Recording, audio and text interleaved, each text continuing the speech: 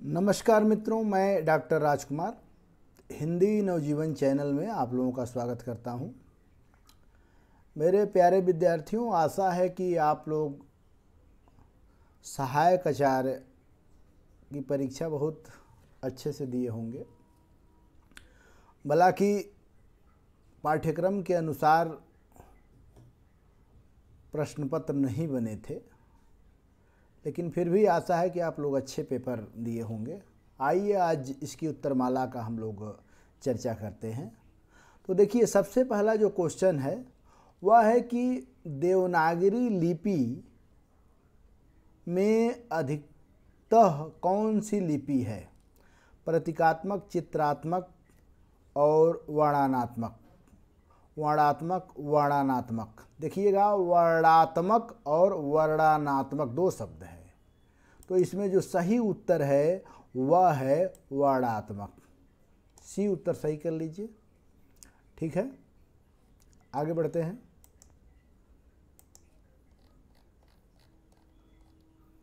दूसरा जो है कि साहित्यिक अकादमी पुरस्कार, ज्ञानपीठ पुरस्कार, व्यास सम्मान, तीनों में से किस साहित्यकार को सम्मानित किया गया है? अर्थात तीनों पुरस्कार कौन पाए हैं? भीष्म साहनी, नरेश मेहता, कुंवर नारायण सिंह, रामधारी सिंह दिनकर। तो ध्यान रखिएगा कि रामधारी सिंह दिनकर ऐसे व्यक्ति हैं जो तीनों पुरस्कार पाए हैं। साहित्यिक अकादमी पुरस्कार संस्कृत के 4 अध्याय के लिए पाए थे। ज्ञानपीठ पुरस्कार उर्वशी के लिए पाए थे और व्यास सम्मान हिंदी साहित्य के लिए पाए थे। तो इसमें सही उत्तर जो है, इसमें सही उत्तर है रामधारी सिंह दिनकर। इसका सही उत्तर क्या है? रामधारी सिंह दिनकर। आगे बढ़ते हैं। ये तो बहुत ही सरल क्वेश्चन है, आप लोग सब लोग मारे होंगे सही। छायावाद को शक्ति काव्य किसने कहा था? Ramswaroop Chaturvedi, doctor Namvar Singh, doctor Bachchan Singh, doctor Ramdas Mishra. तो ये प्रश्न कई बार आ चुका है, तो इसका सही उत्तर है डॉक्टर रामस्वरूप चतुर्वेदी। ठीक है, आगे बढ़ते हैं।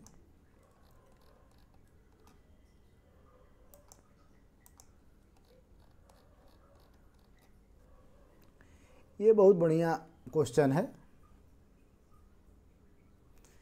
कि नई समीक्षा के जनक माने जाते हैं। ठीक है, Wordsworth, Benedict Croce, Richards, T S. Eliot. तो इसका सही उत्तर क्या है? इसका सही उत्तर है टी.एस. इलियट। जो टी.एस. इलियट है, ये टी.एस. इलियट यही नई समीक्षा के जनक माने जाते हैं। आगे बढ़ते हैं। देखिए, हम अपने YouTube चैनल में लगभग सारे प्रश्न मिल जाएंगे अगर आप लोग हमारे YouTube चैनल देखे होंगे तो। च वर्ग ध्वनियाँ निम्नांकित में से किस प्रकार की है? स्पर्श संघर्षी, पार्श्विक संघर्षी, स्पर्श। इसका सही उत्तर है स्पर्श संघर्षी। ठीक है, ये हम अपने YouTube चैनल में जब आप लोग वर्णमाला पढ़ेंगे उसी समय हम बताए भी हैं।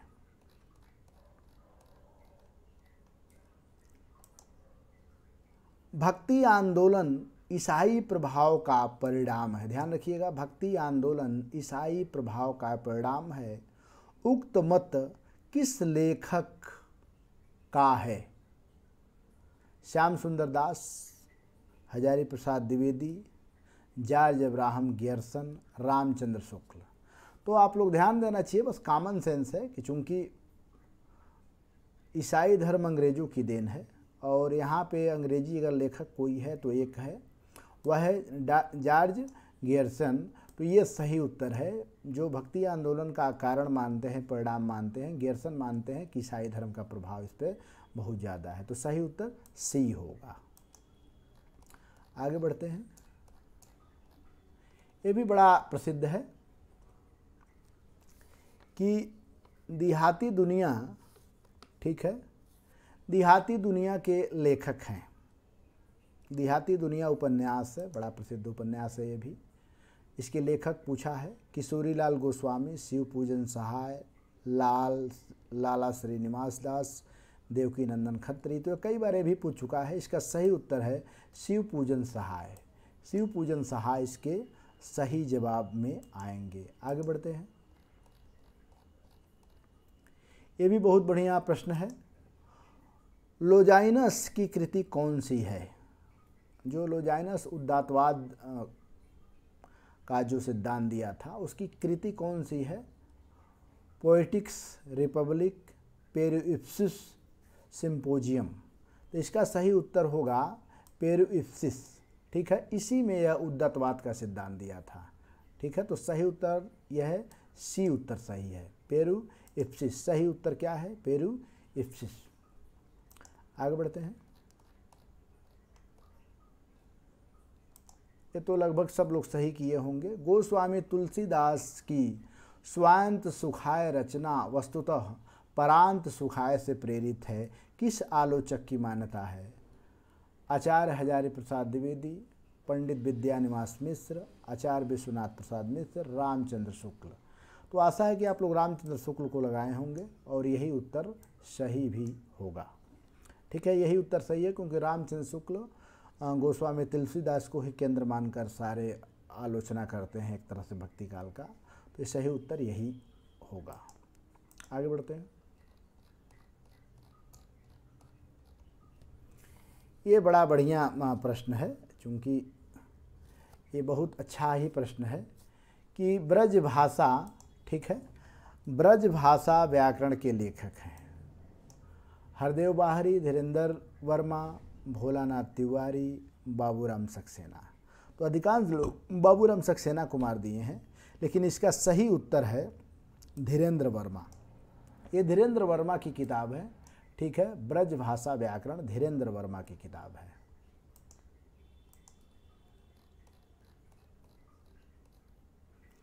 चलिए, आजकल मोबाइल में इसका बड़ा प्रयोग हो रहा है। कंप्यूटर की भाषा में मंगल कृति देव चाणक्य है।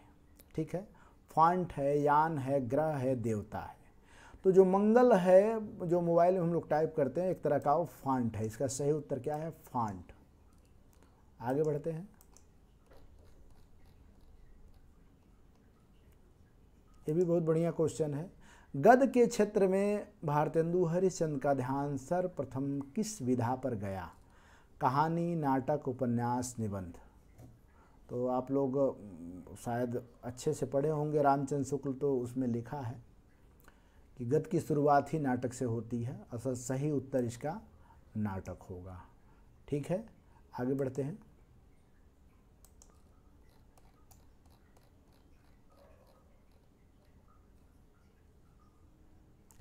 फिर पूछा है कि कालरिज है, ठीक है, कालरिज ने कल्पना के कितने भेद माने हैं? तो कालरिज ने कल्पना के 2 भेद माने हैं। ध्यान रखिएगा, 2 भेद माने हैं। ठीक है, कालरिज ने कल्पना कितने भेद माने हैं? 2 भेद माने हैं। आगे बढ़ते हैं। ये भी बड़ा प्रसिद्ध है। प्रताप नारायण मिश्र का निबंध नहीं है। ध्यान रखिएगा, उत्तर है नहीं है। तो धोखा भी उनका है, खुशामद भी है, बात भी है। यही जो एक उपन्यास, एक निबंध है धर्म और समाज, ये संपूर्णानंद का है। ठीक है, तो ये उत्तर इसमें सही है। धर्म और समाज प्रताप नारायण मिश्र का निबंध नहीं है। आगे बढ़ते हैं।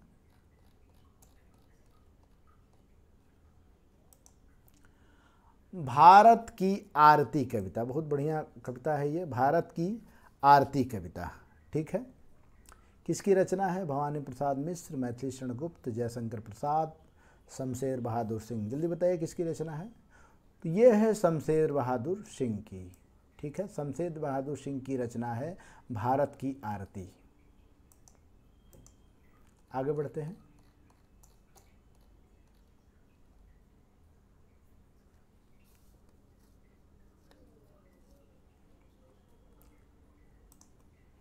हिंदी के प्रसार में संलग्न संस्था नागरी प्रचारणी सभा काशी की स्थापना कब हुई थी? ये बहुत जैसे प्रसिद्ध क्वेश्चन है, बार बार पूछता रहता है। ठीक है, ख़ास तौर से आप लोगों को यह बार बार दोहराता रहता है क्योंकि यह हिंदी के क्षेत्र में बड़ा कार्य की है। इसका सही उत्तर है 16 जुलाई 1893।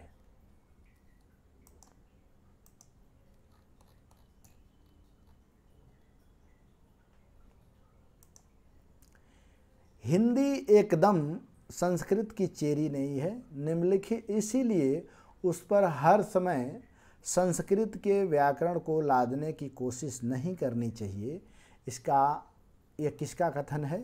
भोलानाथ तिवारी, रामविलास शर्मा, कामता प्रसाद गुरु, राहुल संस्कृत्यायन। तो इसका सही उत्तर होगा राहुल संस्कृत्यायन। राहुल संस्कृत्यायन अपनी किताब में यह बात लिखे हैं। ठीक है,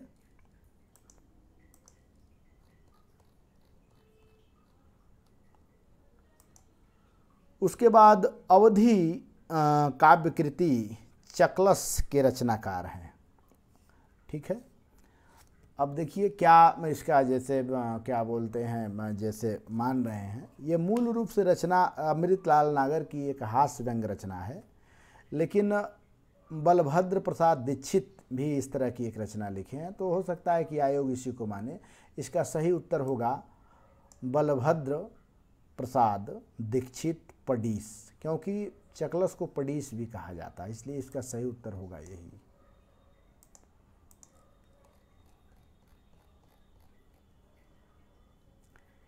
ये भी बहुत बढ़िया है, क्योंकि अगर आप लोग रामचंद्र शुक्ल की किताब पढ़े होंगे तो जो उनकी 8 वीर रस की रचनाएं हैं, उन रचनाओं में एकमात्र ऐसी रचना है जो विशुद्ध प्रेम काव्य है, वह है बीशल देव रासो। कौन सा है? बीशल देव रासो। आगे बढ़ते हैं।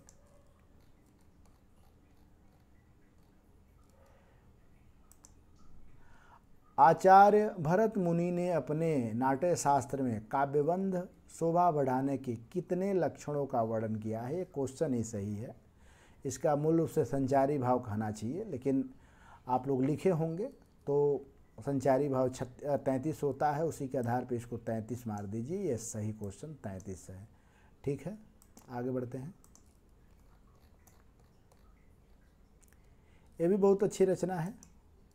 उस रचना का नाम बताइए जिसमें संस्कृत, प्रकृत और अपभ्रंश तीनों का समावेश है। तो एक ही रचना है जिसमें संस्कृत, प्रकृत, अपभ्रंश का समावेश है, वो है सिद्ध हेमचंद का शब्दानुशासन। यही उत्तर जो मारे होंगे सही होगा।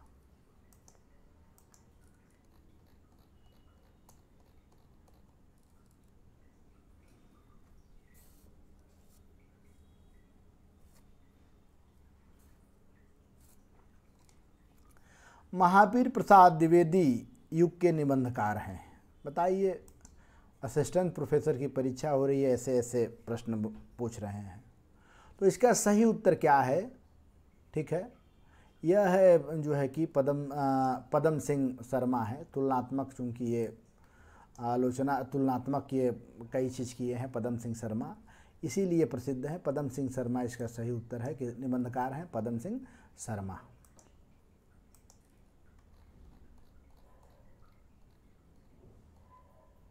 हजारी प्रसाद द्विवेदी निम्नलिखित में कौन सा उपन्यास का कथा स्रोत की दृष्टि से चौथी शताब्दी, ध्यान रखिएगा, चौथी शताब्दी, ठीक है, चौथी शताब्दी से संबंधित है। ठीक, तो चौथी शताब्दी से एक ही इनकी रचना संबंधित है, वो बाणभट्ट की आत्मकथा। यह आपके सिलेबस में भी लगा हुआ है। ठीक है, आगे बढ़ते हैं। केंद्रीय हिंदी संस्थान का मुख्यालय कहाँ है? बरेली, लखनऊ, प्रयागराज, आगरा। तो इसका सही उत्तर होगा आगरा। आगरा में जो है कि केंद्रीय हिंदी संस्थान का मुख्यालय है। ठीक है, और उत्तर प्रदेश हिंदी संस्थान जो है कि लखनऊ में है। तो इसका सही उत्तर है आगरा। केंद्रीय हिंदी संस्थान का मुख्यालय कहाँ है? आगरा है। ये भी हम अपने YouTube में पढ़ाते हुए इसकी चर्चा हमने किया है। चलिए, निम्नलिखित में से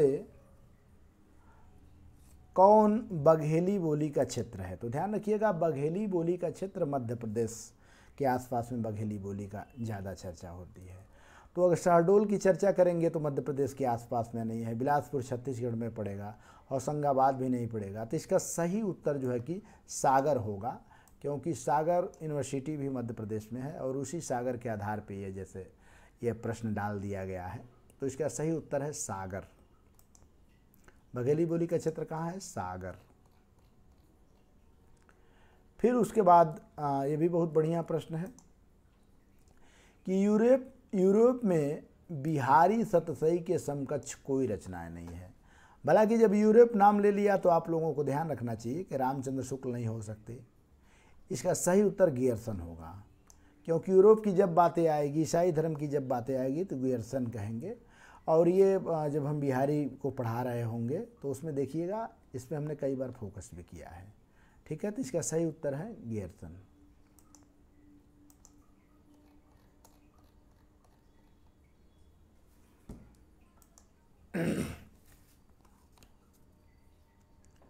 मेरे मन अनंत कहाँ सुख पावे में रस है। ठीक है, शांत अद्भुत श्रृंगार वात्सल्य।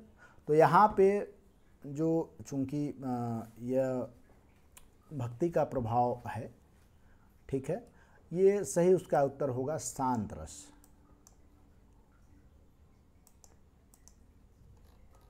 आगे बढ़ते हैं। अब बताइए, 2 क्वेश्चन उठ गया प्रताप नारायण मिश्र का। धोखा निबंध के रचयिता कौन है? तो धोखा निबंध के रचयिता कितना फेमस चीज़ है, धोखा, बात, दांत, ये सब जो है कि प्रताप नारायण मिश्र की रचना है। सही उत्तर है प्रताप नारायण मिश्र।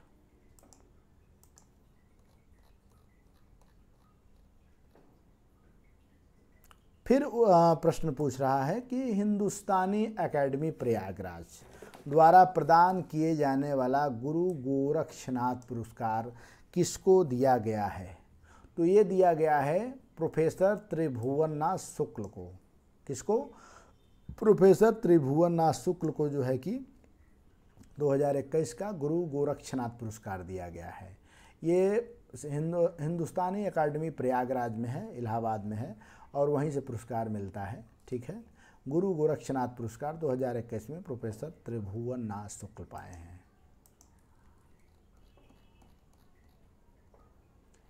ये बार बार पूछा गया है कि यदि प्रबंध काव्य विस्तृत वनवस्थली है तो मुक्तब काव्य चुना हुआ गुलदस्ता है। बिहारी के दोहों में ये सब लोग सही ही किए होंगे।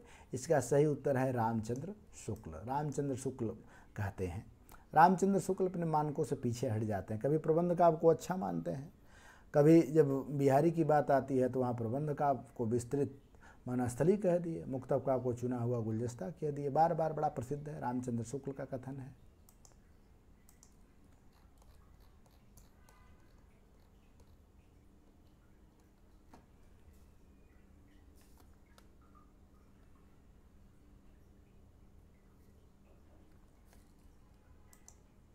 ये चंपक हरवा अंग मिली अधिक सुहाई, जाने परे हेसिए जब को मिलाई। ठीक है, दोनों आपस में जब दोनों आपस में मिलकर एक हो जाए। ठीक है, ये पूछा है कि किस अलंकार की पहचान है। तो ये जो अलंकार है ये बी सही है, उन्मीलित अलंकार। उन्मीलित जो अलंकार है ये इसका सही उत्तर है उन्मीलित अलंकार। ये तुलसीदास की रचना है। चंपक हरवा अंग मिली अधिक सुहाए, जानी परे ही सी जब को मिलाए। यह उन्मीलित अलंकार का सुंदर उदाहरण है। आगे बढ़ते हैं। कबीरदास की भक्ति साधना का केंद्र बिंदु प्रेम लीला है, किस विद्वान का कथन है? ठीक है, तो ये जो है कि हजारी प्रसाद द्विवेदी का कथन है। आचार्य हजारी प्रसाद द्विवेदी कबीर के बारे में बहुत अच्छे मतलब आलोचना किए, सभी विरोधियों को गिरा दिए। उन्हीं की ये शब्द हैं कि कबीरदास की भक्ति साधना का केंद्र बिंदु प्रेम लीला है।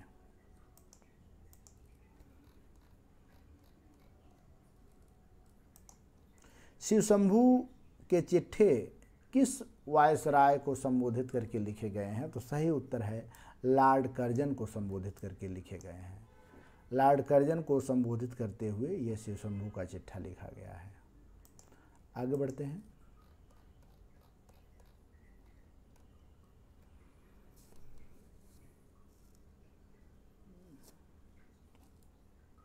बहुत अच्छा क्वेश्चन है ये भी।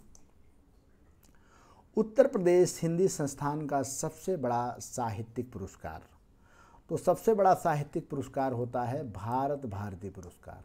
ठीक है, भारत भारती पुरस्कार सबसे बड़ा पुरस्कार होता है, लगभग 5 लाख की धनराशि इसमें मिलती है।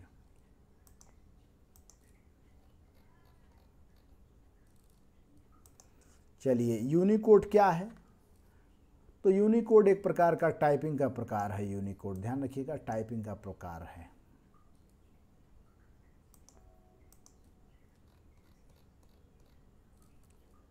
ये भी बड़ा बढ़िया क्वेश्चन है।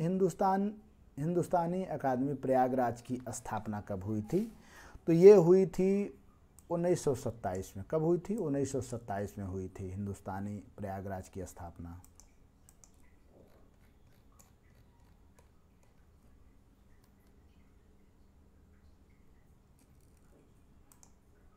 प्रसाद की मौलिक कहानी ग्राम सर्वप्रथम किस पत्रिका में प्रकाशित हुई थी? तो इंदु पत्रिका में प्रकाशित हुई थी। कब प्रकाशित हुई थी? इंदु पत्रिका में प्रकाशित हुई है, ध्यान रखिएगा।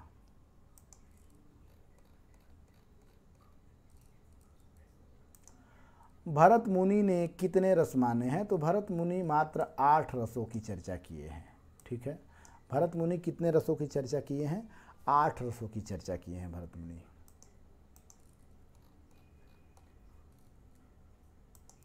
निम्नलिखित में से किस आलोचक का संबंध मार्क्सवाद से नहीं है? ध्यान रखिएगा, नहीं है।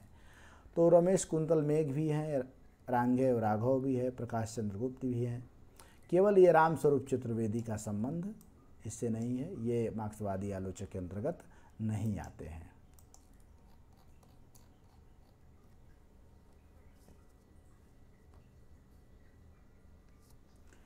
पूछा है कि हिंदी के किस बोली में कर्ता के साथ ने का प्रयोग नहीं होता है? तो ध्यान रखिएगा, जितनी भी जैसे क्या बोलते हैं जो पूर्वी बोली है उसमें ने का प्रयोग नहीं होता है। तो पूर्वी बोली के अंतर्गत केवल एक ही बोली है, बघेली। तो इसका सही उत्तर क्या है? बघेली। बघेली में ने का प्रयोग नहीं होता है। ठीक है, चूँकि पूर्वी पश्चिमी 2 तरह की उपभाषाएँ हैं, उसमें अवधी, बघेली, छत्तीसगढ़ी 3 जो है कि क्या बोलते हैं, 3 में ने का प्रयोग नहीं होता है। खासतौर बघेली में बिल्कुल ने का प्रयोग नहीं होता है।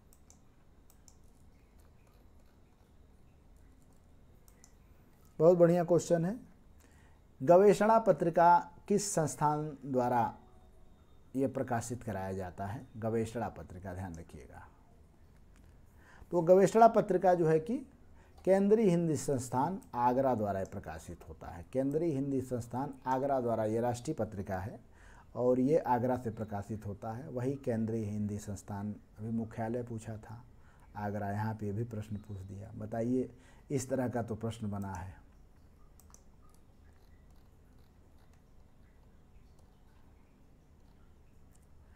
फिर उसके बाद बहुत बढ़िया क्या बोलते हैं, ये भी जो है कि बंगले के पीछे लगा पेड़ गिर गया। ठीक है, बंगले के पीछे लगा पेड़ गिर गया, इस वाक्यांश में कौन सा पदबंध है? ठीक है, तो यह पदबंध है क्रिया विशेषण का पदबंध है। किस टाइप के पदबंध है? क्रिया विशेषण पदबंध है। आगे बढ़ते हैं। बताइए, ये जैसे मतलब इतना सरल क्वेश्चन पूछ दिया है, ये असिस्टेंट प्रोफेसर का क्वेश्चन इस तरह का नहीं बनना चाहिए, सिलेबस के अनुसार बनना चाहिए था। रिपोर्टाज किस भाषा का शब्द है या किसके द्वारा दिया गया है? तो बहुत प्रसिद्ध है, ये फ्रांसीस भाषा का शब्द है रिपोर्टाज। ठीक है, फ्रांसीस भाषा का शब्द है।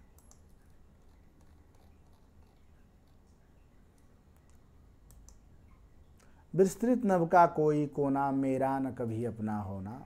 ये जो आप लोग कविता सुने होंगे महादेव वर्मा का, मैं नीर भरी दुख की बदली, विस्तृत नभ का कोई कोना, मेरा न कभी अपना होना, परिचय इतना इतिहास ही, कल उमड़ी थी मिटा चली। ये जो है कि काव्य संग्रह संध्या गीत में मिलेगा आपको, ठीक है। संध्या गीत में यह जैसे रचना मिलेगी आपको, ये संध्या गीत से संबंधित है। सही उत्तर है संध्या गीत।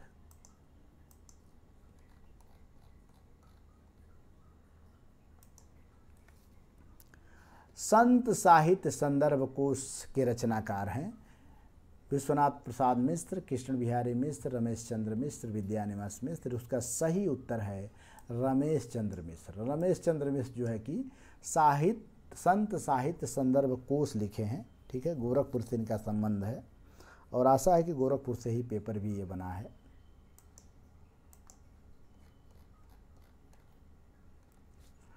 बताइए कोई क्वेश्चन है? पूछ रहा है कि अष्टछाप कवि नहीं है, तो अष्टछाप कवि कौन नहीं है? परमानंद हैं, कृष्णनंदन, गोविंद स्वामी हैं, केवल एक धर्मदास नहीं है, ठीक है। तो सही उत्तर है धर्मदास।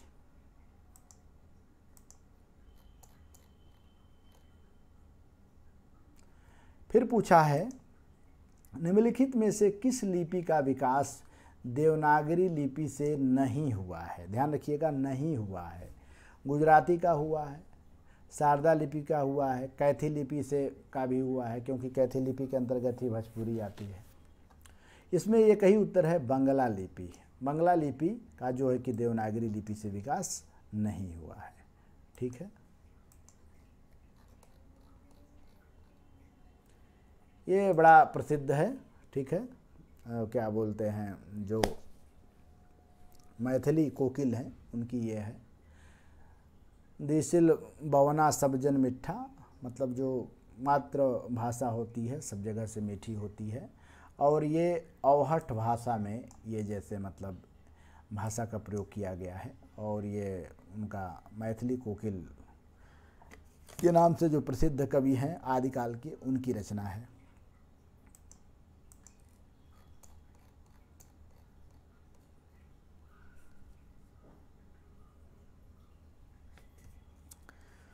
लीला हिंदी प्रबोध सॉफ्टवेयर किस क्षेत्र में उपयोगी है? ठीक है, लीला हिंदी प्रबोध सॉफ्टवेयर, तो इसके माध्यम से जैसे हिंदी भाषा का जो ट्रेनिंग है, शिक्षण है आदि दिया जा रहा है। तो इसका सही उत्तर है हिंदी भाषा शिक्षण। हिंदी भाषा शिक्षण से संबंधित है ये लीला हिंदी प्रबोध सॉफ्टवेयर।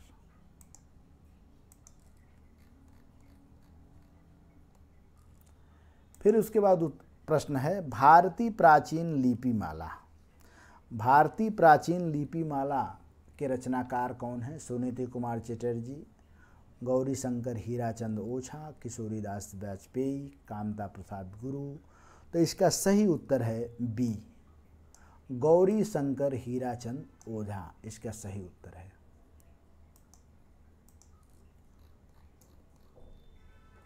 चलिए, ये बड़ा महत्वपूर्ण प्रश्न उठाया है कि मैला आंचल का नामकरण किस कवि के काव्य कृति के आधार पे हुआ? ठीक है, तो इसमें 4 ऑप्शन दिया है, हरवंश राय बच्चन, सुमित्रा नंदन पंत, नरेंद्र शर्मा, सोहनलाल द्विवेदी। तो इसका सही उत्तर है सुमित्रा नंदन पंत। सुमित्रा नंदन पंत की एक रचना है भारत माता कविता। भारत माता कविता से जैसे मतलब भारत माता कविता से ही प्रेरित होकर मैला आंचल नामकरण इसका हुआ था। ये सुमित्रानंद की रचना है भारत माता।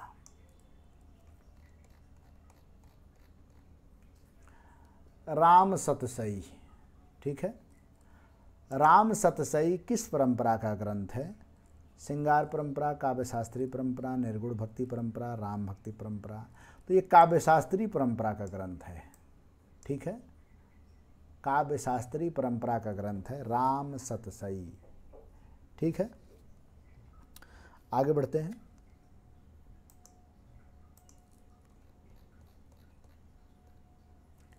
जिस लिपि में शिरोरेखा का प्रयोग होता है, शिरोरेखा मतलब समझ रहे हैं, जो ऊपर लिखा हुआ है इसी को शिरोरेखा कहते हैं। तो फारसी में होता नहीं है, रोमन में होता नहीं है, गुजराती में होता नहीं है। इसका सही उत्तर है देवनागरी, अर्थात हिंदी में होता है। ठीक है, देवनागरी इसका सही उत्तर है। शिरोरेखा मतलब जो ऊपर ये लिखा गया है, शिरोरेखा है। फारसी में आप नहीं मिलेगा, रोमन में भी नहीं मिलेगा, ABCD में कहाँ ऊपर से कोई लिखा जाता है शिरोरेखा, केवल देवनागरी में है। उत्तर सही देवनागरी है। ये भी कई बार टीजीटी पीजीटी में लगातार पूछा है। अपभ्रंश भाषा के वेद व्यास, वेद व्यास से क्या लिखे थे? वेद व्यास जो है कि महाभारत लिखे थे, ठीक है। इसी तरह जो है कि जो पुष्पदंत हैं ये भी महाभारत के आधार पर रचनाएं लिखे हैं। तो पुष्पदंत को अपभ्रंश भाषा का वेद व्यास कहा जाता है। सही उत्तर क्या है? पुष्पदंत।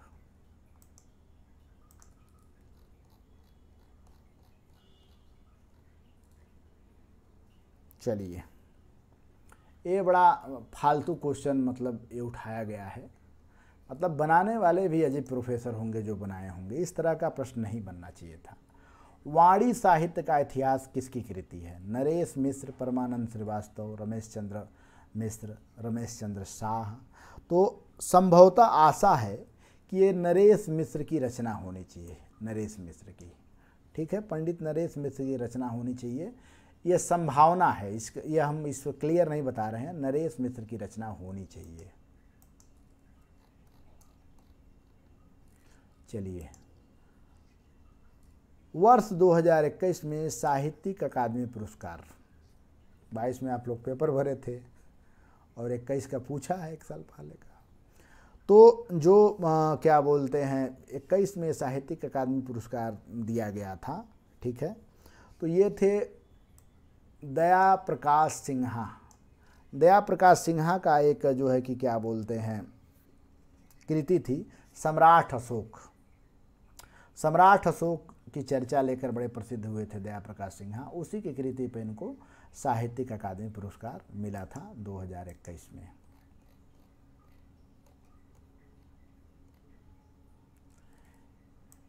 एक ध्वनि के लिए एक लिपि चिन्ह लिपि की विशेषता है। मतलब एक ध्वनि बोलेंगे, क बोलेंगे तो क रहेगा, ख बोले तो ख रहेगा। किस में है भाई? सीधा सीधा है, फारसी में है नहीं, कुटिल में है नहीं, रोमन में है नहीं।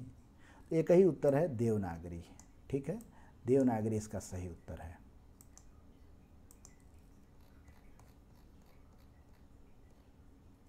चलिए, ये भी बहुत बढ़िया क्वेश्चन है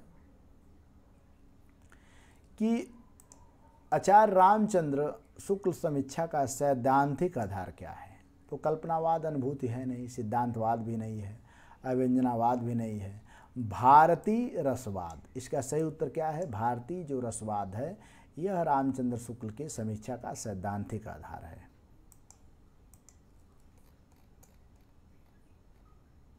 चलिए, सर्वप्रथम किसने पृथ्वीराज रासो को अनऐतिहासिक ग्रंथ घोषित किया था?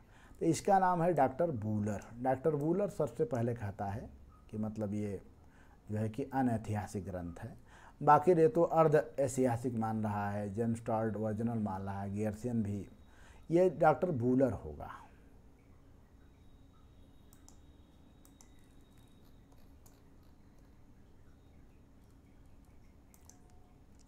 हिंदी के पहले वेब दुनिया कब आई थी? तो ये वेब दुनिया जो पोर्टल आया था 23 सितंबर 1999 को। ध्यान रखिएगा, जो वेब दुनिया पोर्टल आया था 23 सितंबर 1999 को आया था।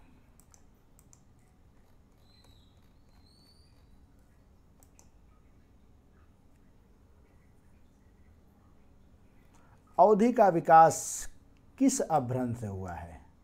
तो ये बहुत प्रसिद्ध क्वेश्चन है। कई बार हम जब पढ़ाते हैं तो आप लोग ध्यान दीजिएगा, ये हमारे YouTube में भी कई बार इसको हम बताए हैं। क्योंकि अवधि, बघेली, छत्तीसगढ़ी ये तीनों जो है कि अर्धमागधी से है। इसका सही उत्तर है अर्धमागधी, ठीक है। अवधि का विकास कैसे हुआ? अर्धमागधी से। फिर वही क्वेश्चन, भाषा के चिन्हों को प्रकट करने का माध्यम क्या हो सकता है? केवल लिपि है। सही उत्तर है लिपि।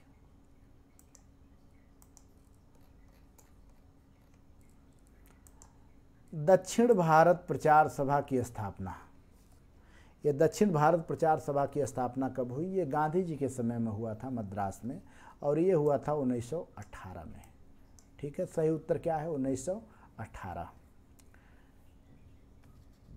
इंदौर में गांधी जी भाषण दिए थे कि क्या बोलते हैं, हिंदी को राष्ट्रभाषा बनाना चाहिए, ठीक है। ये 1918 में हिंदी दक्षिण भारत हिंदी प्रचार सभा की स्थापना हुई थी?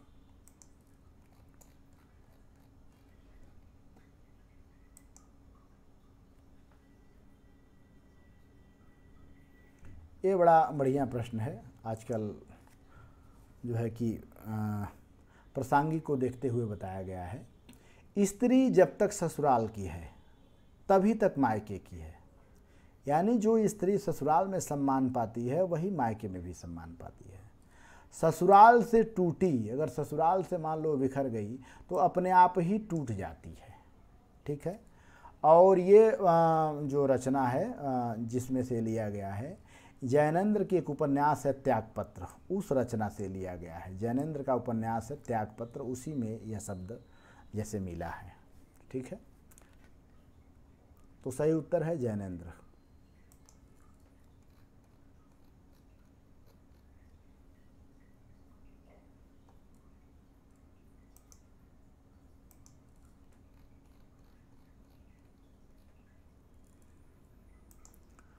क देखिएगा हलंत ध्वनि है क, तो इसका सही उत्तर है ये स्वनिम है। क्या है? स्वनिम है। ठीक है, स्वनिम। क जो ध्वनि है स्वनिम है। संतन को कहाँ सीकरी सो काम। आजकल के संत नहीं है, ये पढ़ाते समय हमने कई बार बताया है। तो यहाँ जो सीकरी का अर्थ होता है वह धन की चर्चा किया गया है कि धन से संतों का काम नहीं है। ठीक है। वास्तविक संत होगा और धन लुलूपी नहीं होगा। आजकल तो सब फर्जी संत हैं जो एसी में चल रहे हैं और दाना वीआईपी खा रहे हैं और संत बने हुए हैं। ये सब संत नहीं हैं। ये कुम्भन दास अपने समय में कहे थे, जब उनको सिकरी बुलाया गया तो कहा संतन को कहाँ सीकरों से काम, मतलब धन से संत से क्या लेना देना।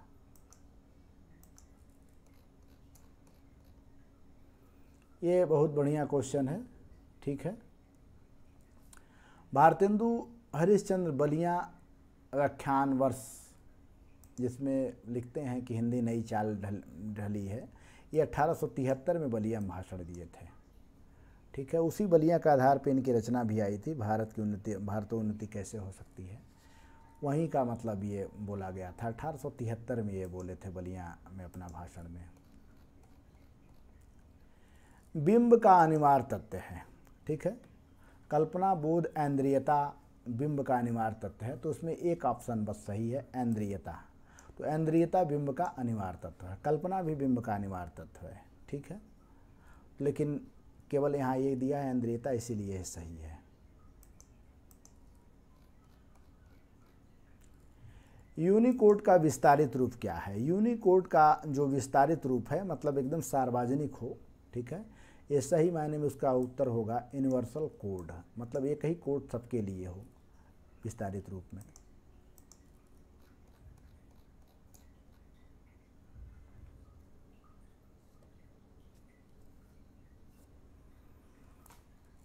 सिंदूर की होली नाटक। ठीक है। सिंदूर की होली नाटक का ये जैसे उत्तर ही गलत लिख दिया गया है। ये सही मायने में जैसे इसको लिखना चाहिए था, इसको लिखना चाहिए था 1934। ठीक है। और ये लिख दिया है 64, तो ये उत्तर गलत हो जाएगा। ठीक है। इसका प्रकाशन हुआ था 1934 में, जबकि इसमें 1934 ऑप्शन है नहीं, यही उसको मिस्टेक कर दिया है। सोचिए कि कितना पेपर मतलब हड़बड़ी में तैयार किया गया है कि कोई भी सिलेबस से मतलब एथेंटिक ना कोई निबंध से पूछा गया, ना कोई उपन्यास से पूछा गया, ना कोई नाटक से पूछा गया। बनाने वाले भी क्या पेपर बनाए हैं, मतलब शर्म आता है कि ऐसे प्रोफेसर पेपर बनाए हैं कि टीजीटी पीजीटी का पेपर भी इस तरह का नहीं बनता है। हमेशा सिलेबस से उठना चाहिए और सिलेबस को बिल्कुल ताक पे रख के पेपर बनाया गया है। फिर भी आशा है बच्चों आप लोगों का बढ़िया पेपर हुआ होगा और आगे की तैयारी करिए। बने रहिए आप लोग हिंदी नवजीवन चैनल के साथ, देखते रहिए, उद्धार आपका हो जाएगा। Best of luck. फिर मिलते हैं अगले वीडियो में।